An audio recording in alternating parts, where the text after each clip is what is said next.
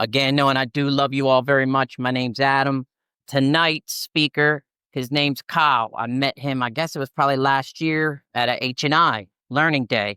And he, too, is the vice chair of his region, which is the Virginia Beach. I get to be the vice chair here in the Norfolk area. And again, it was kind of a last-minute thing. And he even called me, filled in for somebody tonight. So please give him your attention. And without further ado, Kyle. What's going on, everybody? I'm an addict. My name's Kyle. Kind of what I do when I do my H&I or how I speak is I kind of tell you all where I came from, first time I heard about the rooms, when I finally gave in to this new way of living, and then where I'm at now. So I'm a product of two addicts. My mom and my dad were both addicts. In recovery, though. You know, when I was born, they were actively in the community of NA, but we get so much out of this program, so much more than just the freedom from active addiction, that they saw it as that false hope that they got it and they went back out, and it was about when I was 10 years old, my mom graduated from college and she started drinking again. And I didn't know any different, because I always thought I saw bottles of wine and I was just like, okay.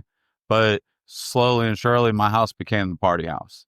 I grew up in a mixed crowd. I didn't grow up with having everything, but my family made sure that it felt like we had everything, because we had love, we looked after each other. But at the same time, I was raised by two recovering addicts, so our mindset was we keep that shit inside, and they kind of gave me the tough love in a way where we keep it in the family. We keep our secrets to ourselves. We don't eat where we sleep, and that street mentality, because I grew up with two gangsters. My dad was a outlaw biker. My mom was a hood rat, so yeah. So I got a mix of both worlds, because she came from California and my dad from here. But they were very into it. But I didn't know any better. I didn't know what NA was. I knew that I was that little kid running around the rooms, meetings, causing all the ruckus, getting my ass whooped for climbing all over the chairs, But it wasn't just me. I had all my core, childhood friends were products of addicts, having kids, and I still have some friends like that today. Like, I still talk to them, from time to time. We're not like best friends because we all go our own ways as we grow up. But the first time that I picked up, I was 12 years old. And, because of partying, I see my older brother, he's partying, everybody in the neighborhood's partying, and we're partying at my house. So I was just like, man, they look like they're having a fucking blast. I want some, So of course I'm that little sneaky kid, grab some of the beers because they're too fucked up. They don't know no better. So I grabbed a couple of the beers. I saw my brother had a pipe over there. I was like, I'm gonna steal that too. I went up, hid in my room, doing the shit. I know it's wrong because I felt wrong, but they look like they're having a blast. I want to see where that is, and it got me into this greed where I wanted more, I wanted more money. I wanted these things. My parents told me when I was younger, they're like, well, you want some money, go get it. They told me that at 12 years old. And I was just like, bet. All right. And I'm a little person, even as a 12-year-old kid, I chose to throw my childhood away for money and drugs and control, power. That's really what I wanted, because I saw that all these people with these nice things, they're always talking about drugs. They're always talking about selling this. They're always talking about violence. And that was I'm good at fighting. At that age, you'd send me anywhere. I was fearless. I didn't care. If you were in my way of what I wanted, I'm going to get it, And if I got knocked out, oh, well, I got back up and I'd find the next person. If you were in my way, I'd go at it, But also with that violence, that was kind of like my first drug of choice, because I used to red out, man. I'd get into a fight with somebody and I would get so overwhelmed with all my emotions that I'd black out with just rage. And next thing I know, five or six people are pulling me off of somebody because I don't know how to stop. And I didn't realize it was a problem back then. So like I said, 12 years old, I started using. 12 years old, I got in trouble for the first time. And my parents were like, we know what your problem is. You're an addict. Because they each one teach one, right? They are like, I could see it, you know. I didn't see it. I was like, man, I'm 12 years old. I ain't got no problem. But I went to the rooms and I heard that I got to read these books. I got to do these steps. I got to do all this work for what? I'm 12 years old. I was like, you know what? I know how to get out of this. Okay, I'll go. I'll go to these meetings, but I wasn't clean. You know, like I said, I was 12 years old when I first picked up. Today, my clean date is September 9th, 2023. So I got like 22 months and 20 days, right? And I'm not saying that to kind of like I'm better than, I'm just saying that because it's a reminder of that day. You know, the last time that I used that feeling of where I was, because that desperation, that hopelessness of where I was on September 8th, man, the only thing I knew was I need to do something different, you know? So 12 years old, got introduced to the rooms at NA, didn't stay clean, went to the outpatient rehab out in Virginia Beach. I can't remember what it was called. I know it had like this big ass tree, but you know, I'm sitting in there lying, saying, man, I'm doing all this shit. I'm 12 years old. And all these addicts that have grown adults, you know, like bullshit. And they called me on bullshit. I was mad as shit. So I was like, all right, fuck you. All right, I'm gonna get out of this, you know, because I did my court thing, got my paper signed. Then I realized this is an anonymous program. I could just write whatever name and whatever signature, and I went to my meetings, you know. So I always found ways to take shortcuts. 16 years old, because I'm gonna just fast track it because I can go on forever. So that was the first time I got introduced to NA for me. 16 years old, I got in trouble again. You know, because I had to prove that I could control this. You know, I had power over this compulsiveness, this impulsiveness, and it wasn't just a phase. You know, like I don't know. But 16 years old, I was found in a ditch, overdosed, and they thought it was a wounded animal. No, it was me. I woke up in Murderview. I don't know if anybody's familiar with this area, but Maryview Hospital, we used to call it Murderview. So I woke up with an IV in me, catheter in me. I freaked the fuck out. I was like, oh shit. So I pulled the IV out and I ran out the back door, you know? And of course the cops found me. They're like, hey, you're not in trouble, but you got to go sign some paperwork. And I was like, okay, all right, cool. Cause I'm freaking out like, damn, dude, they're about to get me for underage possession. They're about to get me. I'm gonna go to juvie, right? Or get tried as an adult. And then I was just like, man, I remember this place I went to. It was the rooms, right? NA. So I came back and I heard a little bit more. And I heard about this second chance. And like addicts, you know, we survived so much, you know, and now we have a chance to do something different. And I heard second chance. That's all I heard from this time going. So I was like, shit, dude, I'm an addict. And I put a super cape on, you know, so I just rolled around. I was like, man, I'm a fucking addict. And I used to tell people, and this is real for me, I used to tell people, NA don't work for me, man. They kicked me out. And that was a lie. You know, I would tell people, I was like, man, fuck that. It doesn't work for me. It's because I never applied it. You know, I worked Kyle's program. You know, I did what I wanted to do. I would show up to meetings and I would run away, you know, and that's all I did. At 16 years old, I was like, nah, I still got some resentments. I still got some reservations. I'm still too young. I'm 16 years old. I'm not even old enough to buy booze for legally, you know? I mean, I was buying it from the Habib stores, you know, because they would just sell it to all of us. You know, I was buying cigarettes and alcohol at the age of 14, you know, as long as you had cash, you were good to go. I don't really drug log a lot because truly what my drug of choice is always more. It depends on where I'm at. Cause I've been in the restaurant industry for 18 years, right? So it's normalized to be like, as long as you show up, that's all we care about. You know, you showed up for the job. You're a body. That's what we do. We throw bodies at it, you know, but so whatever restaurant I was in was my drug of choice, you know, because like this was a downer restaurant. This was an upper restaurant. It didn't matter to me. If that took me out of this world, that's where I wanted to go, you know, and that was for me. And I lived that rock star lifestyle. Like, this is the only place I got. Like I never had a chance to do anything because I wasn't given that silver dollar. I didn't have mommy and daddy's money. I never had a choice. I didn't have a license. I didn't get a car. My license got suspended when I was 15 when I got in trouble, and I got in trouble for the dumb shit. I didn't pay taxes on a car that I bought because of the money that I got doing my little side hustle.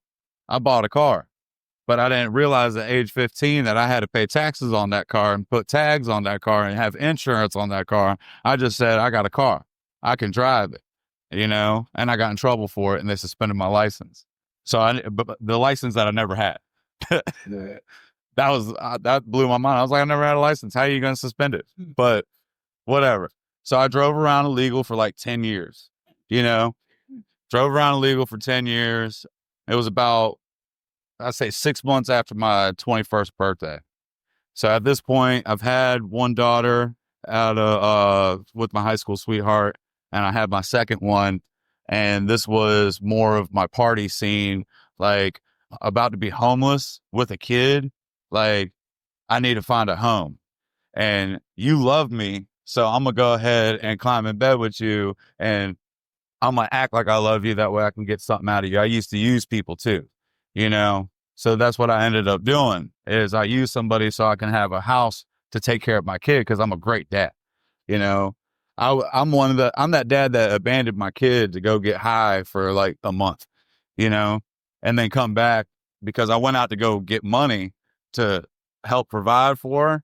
But I came back with empty pockets. One time I came back with empty pockets, head down, like, man, it just didn't work out. It's because I robbed myself. I used all the money for myself. It was my self-centeredness.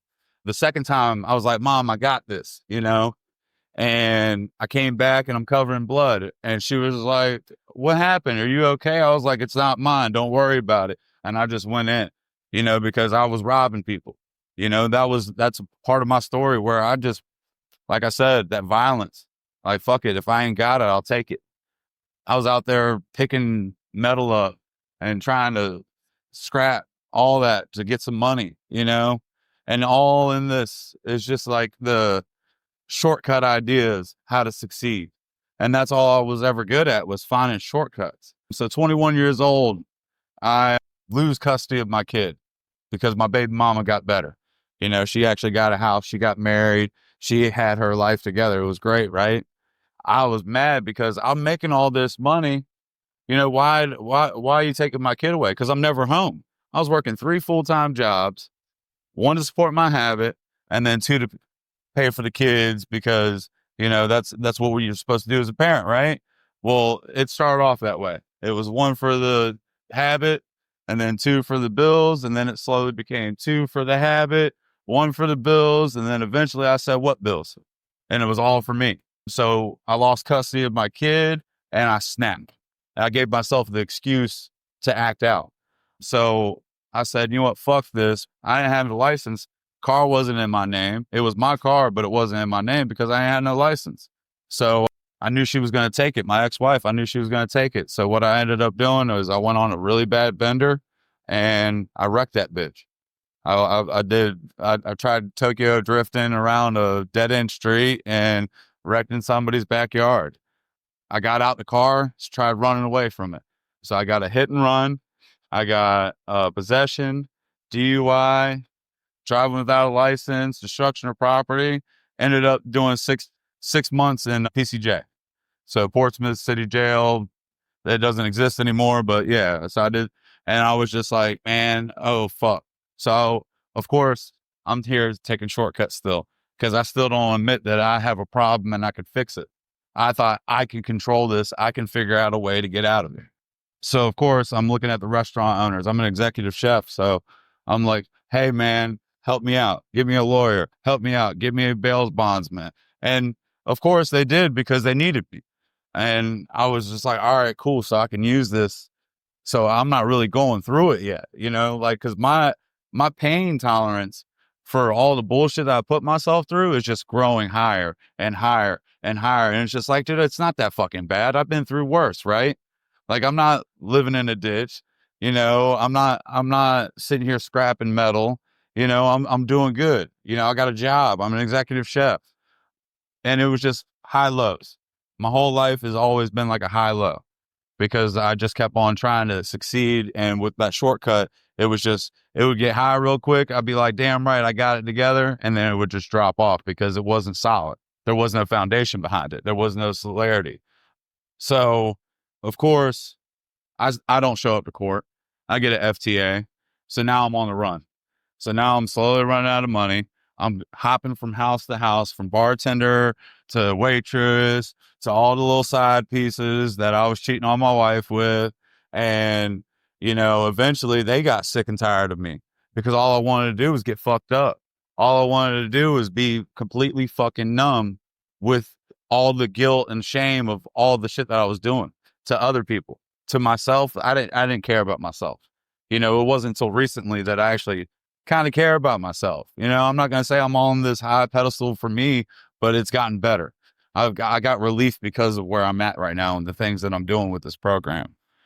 So, of course, finally I say, fuck it. I'm tired of running. I'm tired of looking behind my back. I'm going to turn myself in. I did my 6 months, right? But I was sitting there and I was planning. I was like, all right, I know where to go. I know how to get out of trouble. I know what I'm supposed to do. I'm going to get out of here. I'm going to go to a meeting.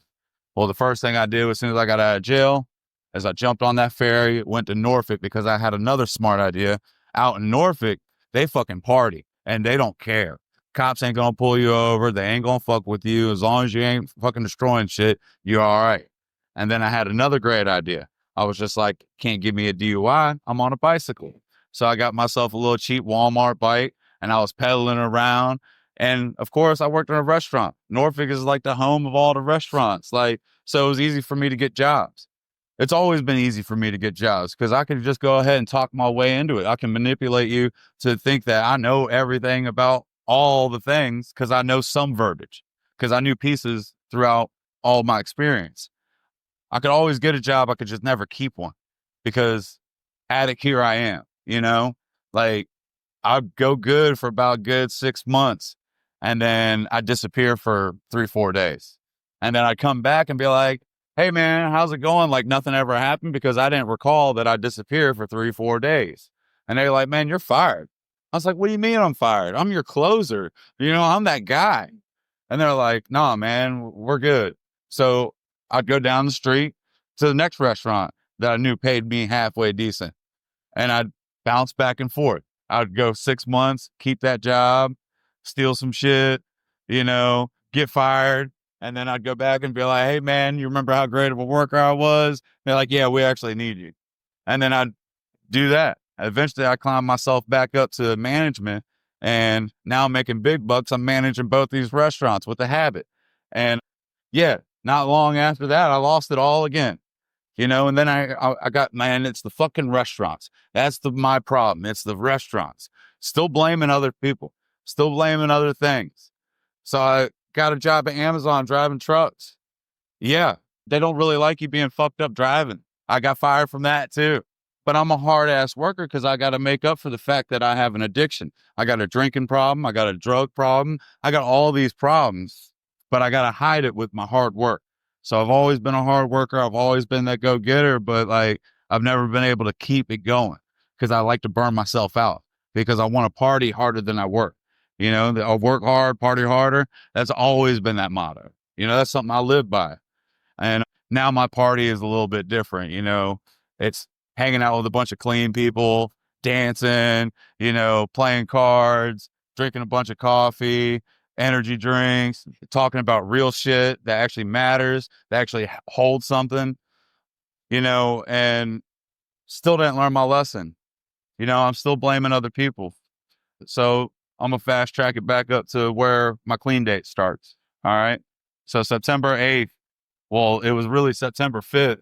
I go back out on one of those benders, but I've been with this girl for like 7 years. Right.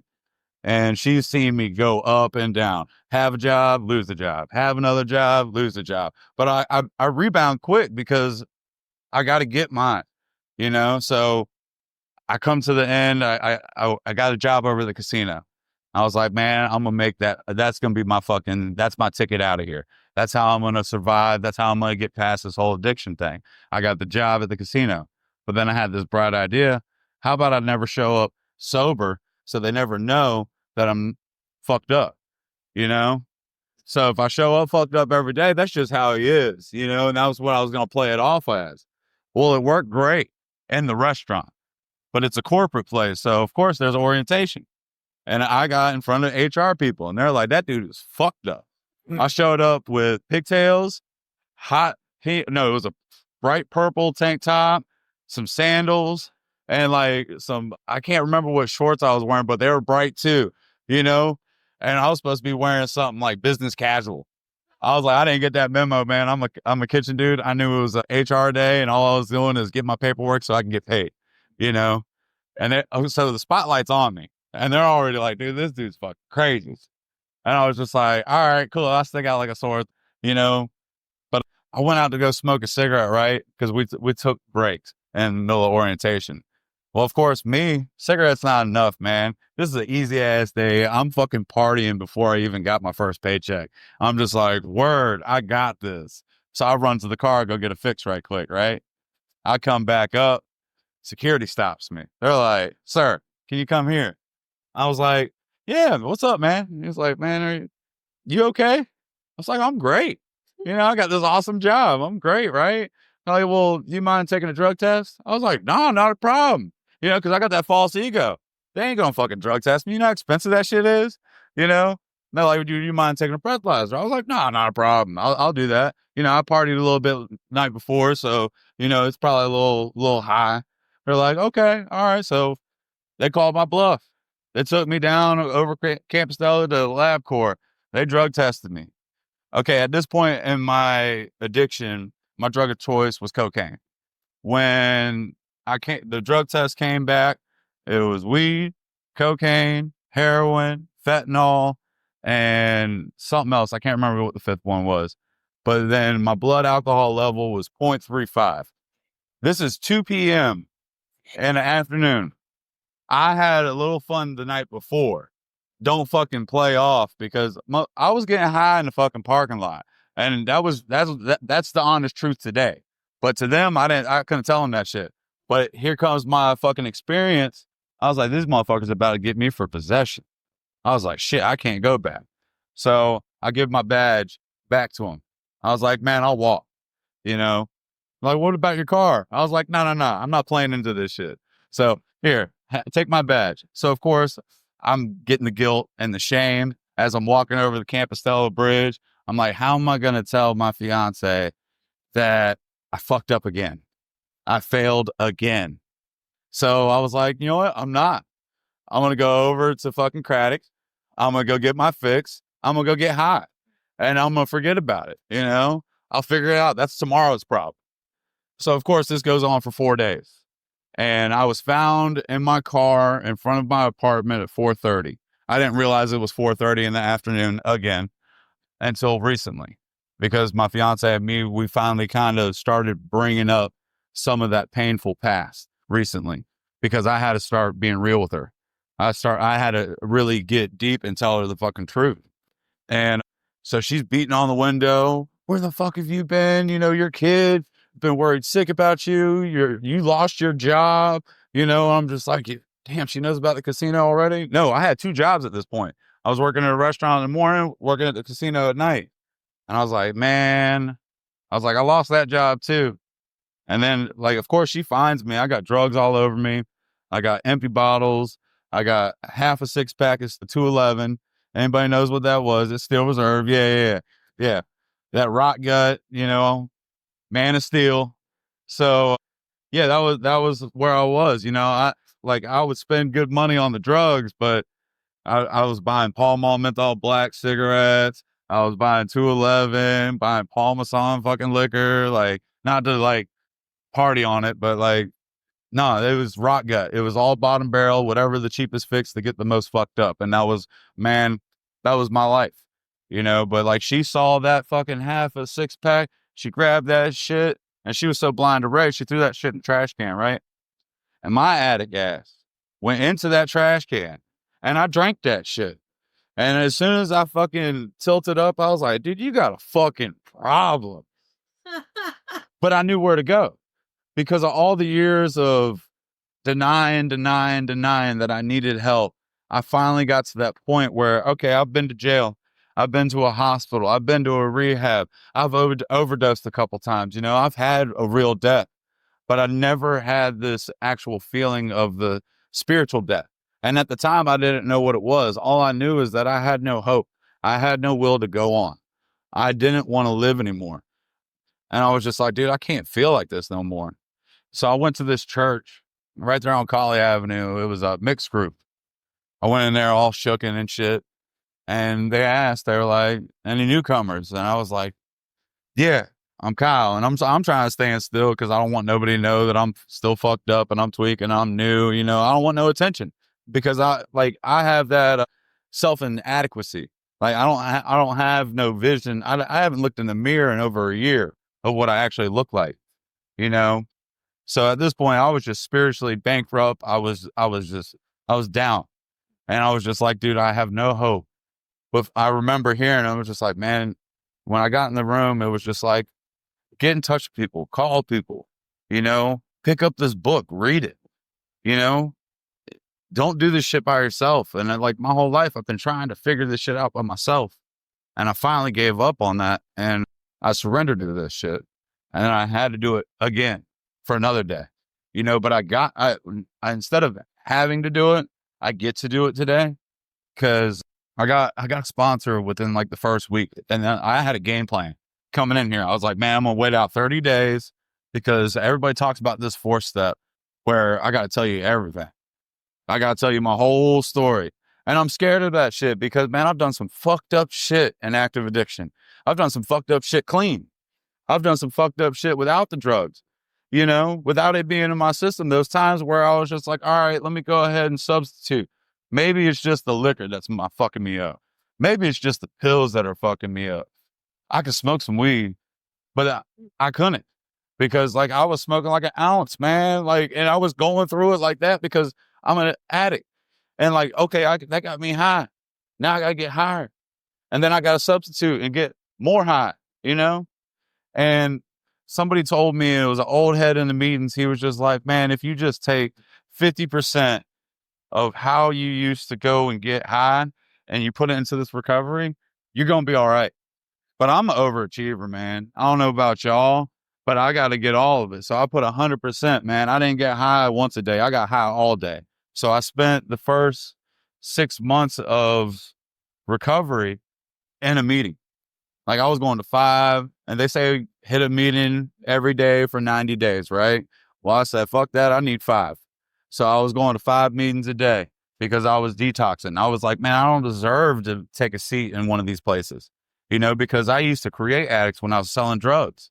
I was like, man, nah, I'm gonna try it this way. I'm gonna try it the NA way all the way, try it out for 90 days, see where I'm at. I got to 90 days after hitting like 300 meetings. I was like, man, I still want to get fucking high. They're like, we'll do another 90 and 90. So here I go. Let me go hit 300 more meetings, you know? And then it was about 6 months. I'm fucking angry. I'm like, why can people get high and be okay and I can't? Why do I always have to fuck everything up? And so my sponsor suggested to me because I started working the steps. I just finished going over step 1 with him around 6 months. And he was just like, man, you should get into H&I. Just go. He didn't say you should do H&I. He was just like, why don't you go to a subcommittee meeting and see if you like it. So not even a month later, I got a commitment and I've had that commitment since 7 months clean, where I go to Virginia Beach Psych Center every Saturday and I share my story, my experience and where I'm at now, you know, and how my life has changed. Because like at first I'm hiding in the meetings. I'm isolating all over again to my life. You know, I'm not living. I'm surviving my addiction by going to all these meetings. I'm substituting the drugs for another drug and it was a recovery because I heard some good shit, man. Just like y'all probably hearing something from me. I'm not saying I'm that guy, but like, you know, like there's some hope in what I'm talking about. You know, we could change our lives, not because we have to, not because I got to. not because the judge says I have to or my counselor says I have to, because I get to. I get to make that conscious decision. Right now, where y'all are at, you've got a fucking reset button. You do. If you don't think about it, you do. You got a reset button right now. And all you got to do is make this choice to come in here as soon as you get out, make a meeting.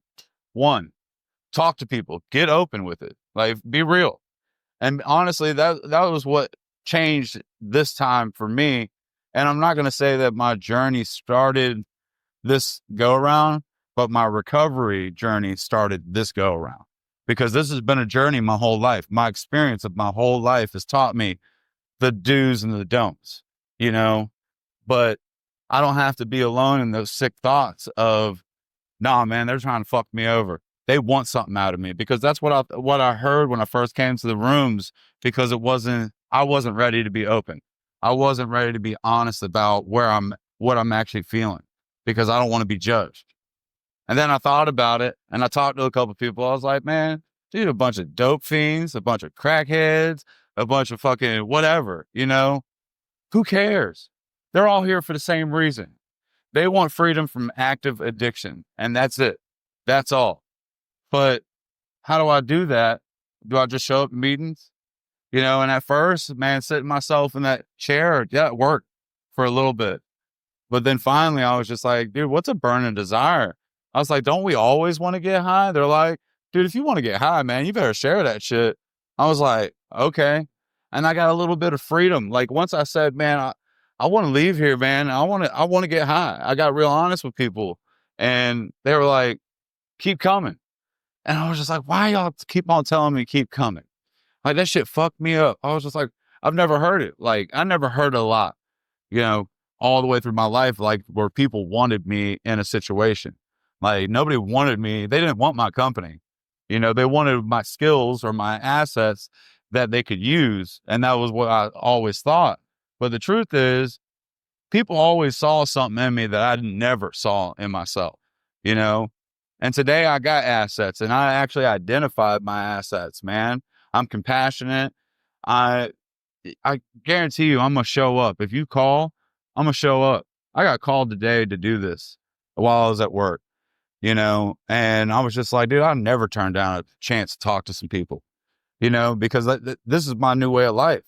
If I'm not giving away what was so freely given, and like, dude, I'm talking about the love that you get in these rooms changes your life if you allow it. Because like, you could go ahead and stiff arm, but eventually that arm gets tired of holding people back, because these people really love you back to something that you never were. But for me, that's the way I look at it, because like, when they say you rebuild, there was nothing there to rebuild. Okay. We started building, because I didn't have a foundation where I came from. I was a flake, but I show up today.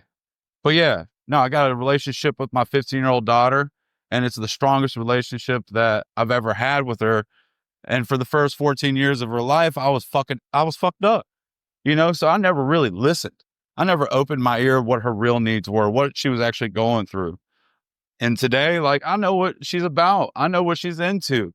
It's weird. It's dumb. I don't like what these kids are doing, but like, shit, I look back and I was just like, dude, you're 15 and you're a kid. I robbed myself of being a kid, and I'm still like, kind of looking like, man, is she getting high?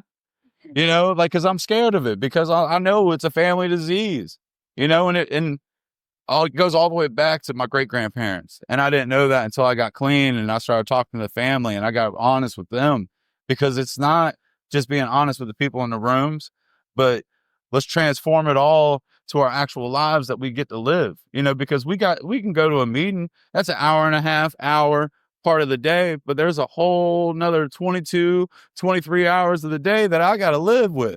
And I got to learn how not to react, but I get to respond to people's bullshit, because some people come in with some negative energy, and I got a choice. Can I do the same old things where I buck on you and I try and back you down and I get fired, or I get into a fight and I break out in handcuffs clean? Like, I don't know about y'all, but like, jail's bad enough, fucked up. I don't want to be there clean, because I know how slow time went when I was fucked up.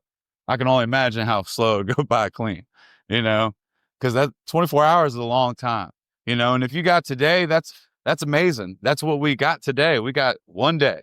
And that's how I got to today, is just one day at a time. And I kept on talking to people. I kept on being honest, and I kept on sharing about what I'm thinking, because this is a thinking and a feelings thing.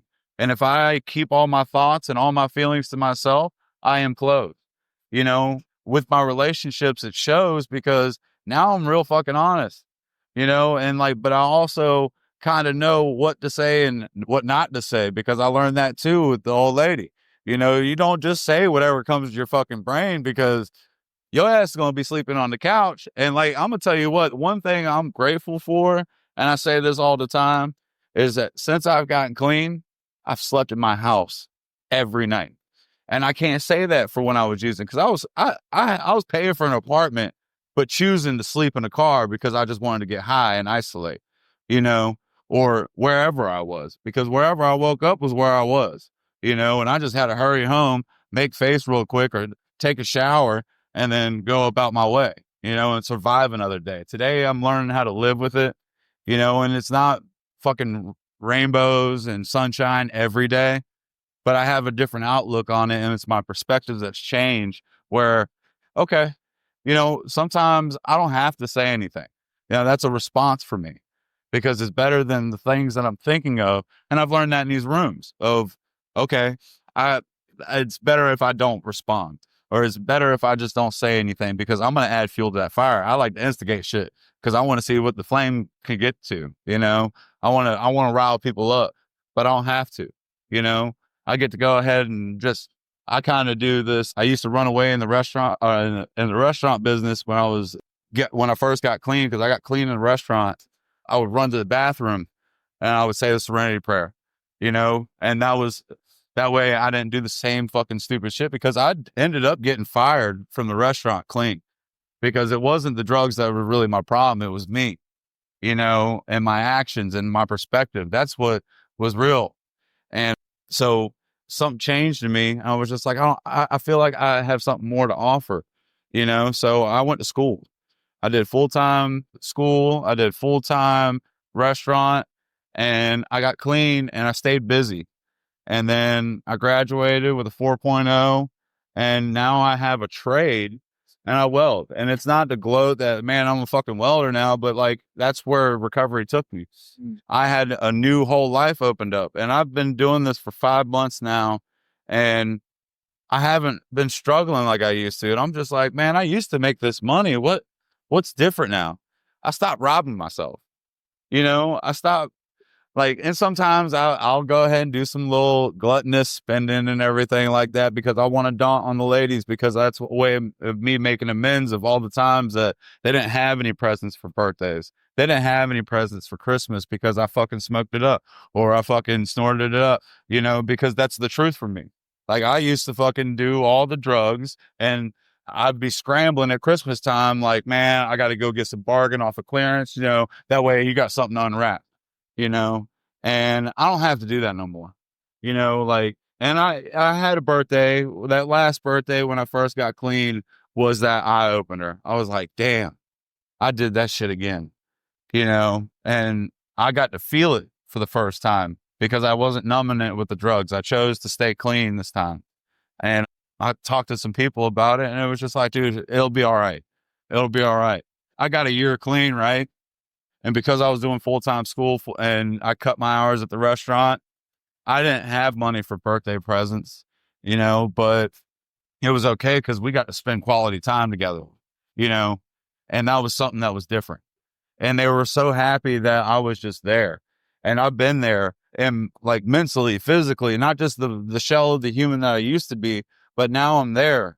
I'm alive, and I look in the mirror now. I can see what I look like, and I'm happy with where I came from. I'm not content. I'm not complacent where I'm at. I still want to grow. And that's what this program's given me, a chance to keep on growing, keep on feeding that fire. Because if I don't keep feeding that fire, I get complacent. I can go right back to where I was. I can get right back to those evil thoughts where they're like, man, fuck it. Nobody loves me anyways. I'll be all right. I survived it before. I'll survive it again. But the truth is, man, I've buried 2 friends since I got clean. And it was actually within the last 3 months, I've gone to 2 funerals, because of drugs. And that one more time, you might not come back. You don't get back, because once you die, you're dead. The shit that they got out right now, and I don't like to do that whole thing, but it's the truth. It's fucking real. We will die. You don't always get that second chance to come back and do something different. But so I just choose to stay, no matter what some people say or how they feel. They're just feelings. They're just words, man. For real, your true group, a foundation of people that you find in these rooms, they'll show up. They will. And I'm going to tell you what, they said build a foundation.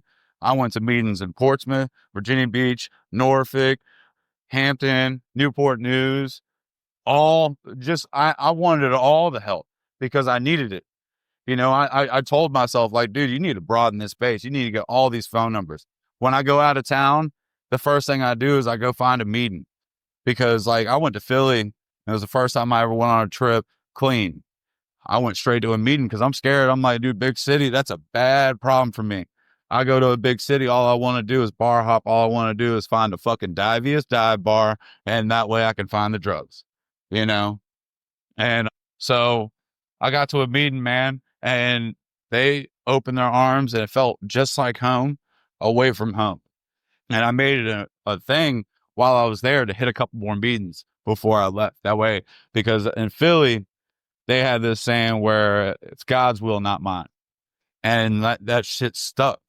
And it helped me get through another month, because at this point in my recovery, yeah, it's just for today. At any moment of the day, I can go ahead and change my attitude, change my perception, because bad shit's going to happen.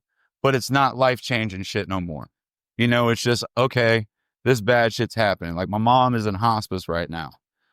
Again, and I'm dealing with all that stuff. But I go out there and get high, it ain't going to change a thing. She's still going to be in hospice. My brothers, they're fighting this addiction by themselves. All I can do is keep on showing up that, hey, this fucking works. Eventually that light's going to reflect and they're going to be like, damn, dude, I want what you got. And that's my hope shot. But I can't go there by myself and be like, yo, man, dragging you to a meeting, because that's not how it works. Nobody was dragging me to a meeting. I dragged myself and I kept on going even when I didn't want to. When I was sick, when I was detoxing, all that shit, man, I showed up.